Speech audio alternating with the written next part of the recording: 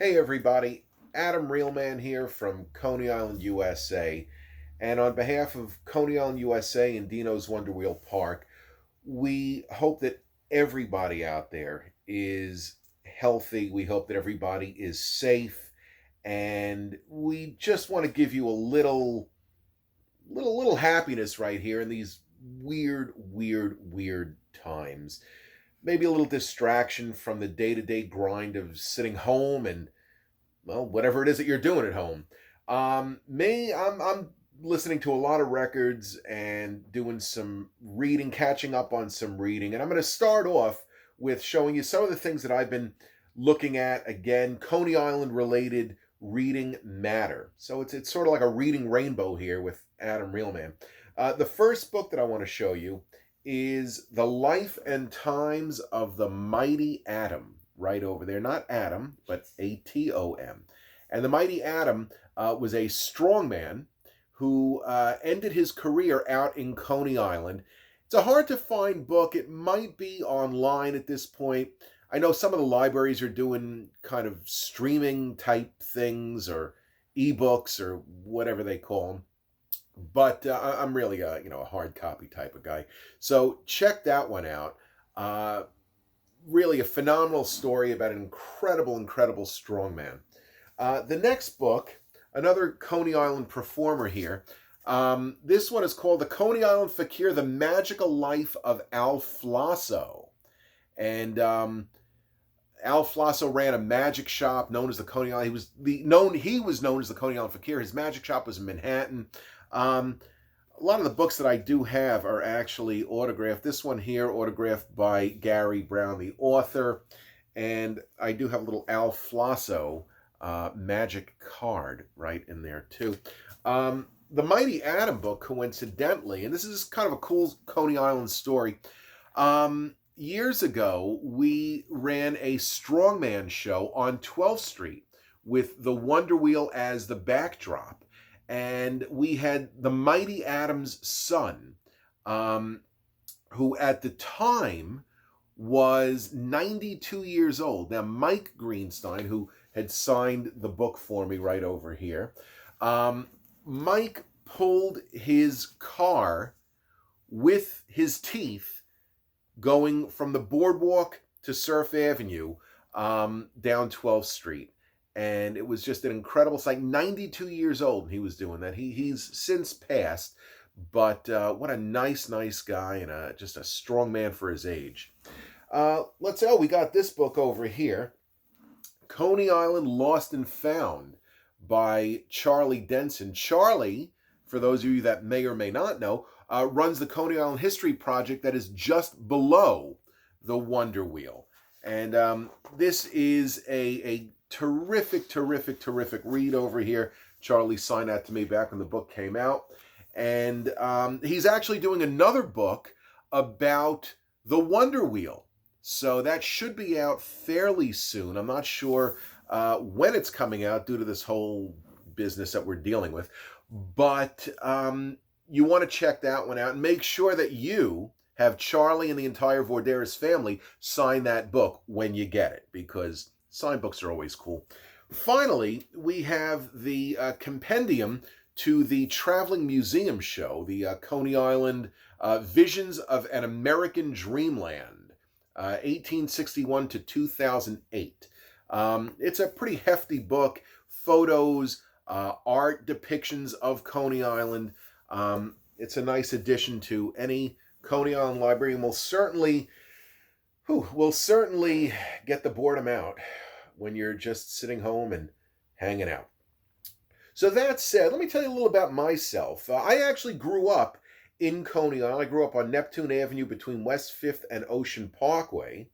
And Coney Island was my backyard, in essence. I mean, it was just, a couple of, maybe a block. You'd cross like 2 streets, and you're on the boardwalk. And then it was just a short walk to the amusement district. Back when I was growing up, it was kind of rough out there.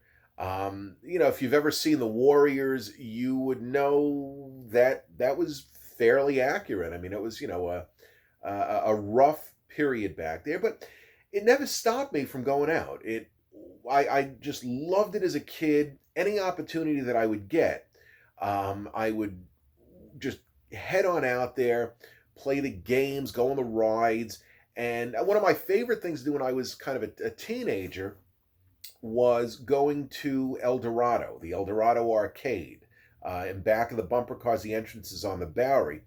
And I'd go there on a Sunday afternoon and play Miss Pac-Man for hours and hours. And this is we're talking off season. They were open, the arcade was open, and but in season, it was just the greatest place on earth, and it still is.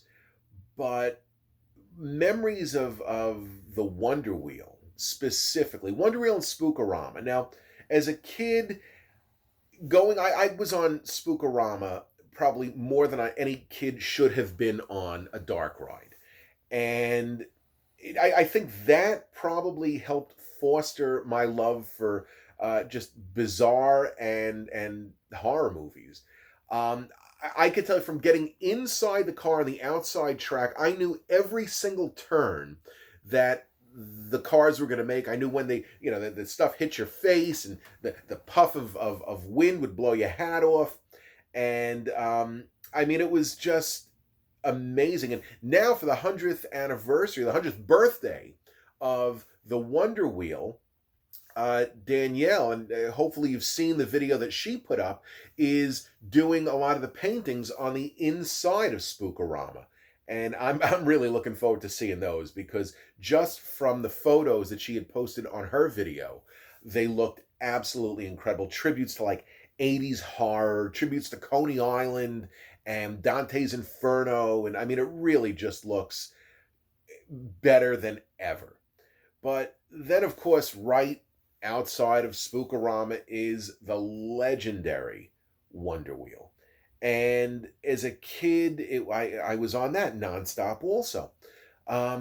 Swinging cars, of course. As I get older, I don't handle swinging cars as well, so I have to do a stationary car.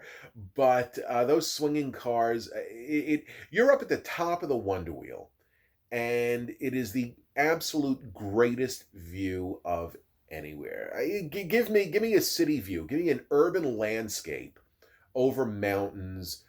You can see the Verrazano. You can see, looking north, deeper into Brooklyn, looking south is the water. It's gorgeous. And the cars, of course, face west, so you're kind of looking, I guess, kind of looking towards Jersey, I suppose.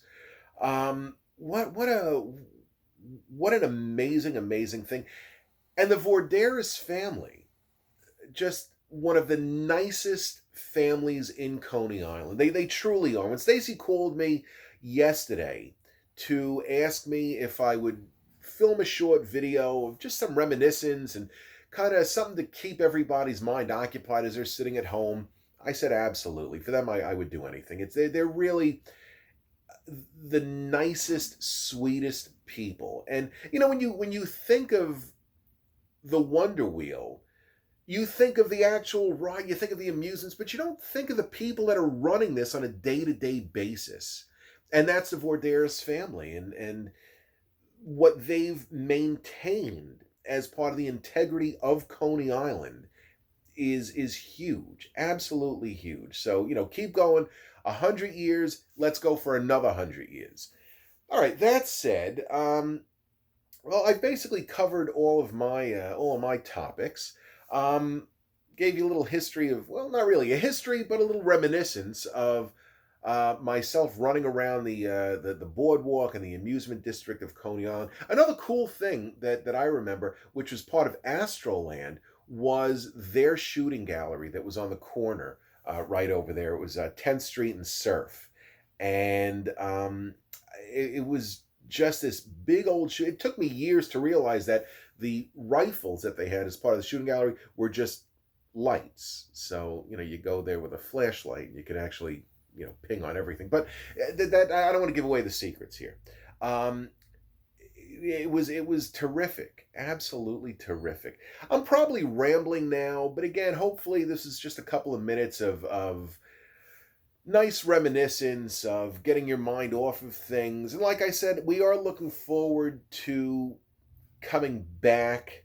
We got the Mermaid Parade coming up. We got the 100th birthday of the Wonder Wheel coming up.